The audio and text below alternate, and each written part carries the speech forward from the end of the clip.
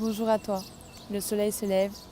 Je te retrouve aujourd'hui pour parler d'une thématique qui nous intéresse tous, l'échec. Nous allons voir dans un premier temps ce que c'est.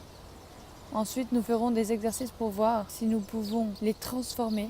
Et enfin, nous verrons que les échecs ont quelque chose de positif. Il y aura 3 vidéos.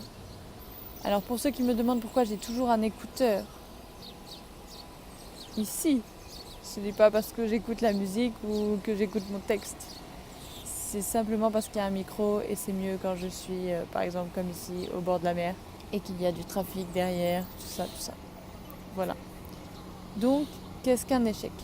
Un échec est lié aux attentes qu'on a du résultat. On s'imagine qu'on va faire une action de telle ou telle manière et ça ne va pas se passer comme prévu. De là, on va en déduire qu'on a échoué. En fait, l'échec est souvent quelque chose d'inconnu pour nous, quelque chose de nouveau. Forcément, quand on fait quelque chose pour la première fois, il y a beaucoup de chances pour qu'on échoue. Mais encore, l'échec est le contraire de la réussite. En gros, tant que je n'ai pas vécu quelque chose, je ne peux pas savoir si je vais réussir ou échouer. Les deux sont liés. Si on considère qu'on a réussi, on n'a pas échoué. Si on considère qu'on a échoué, on n'a pas réussi. C'est logique. Maintenant, je vous donne un exemple. 2 tennismen s'affrontent. Il y a un joueur de bon niveau et un joueur un peu moins bon. Les deux auront des attentes. Si le joueur de moins bon niveau gagne, pensez-vous que le joueur de bon niveau va penser avoir échoué ?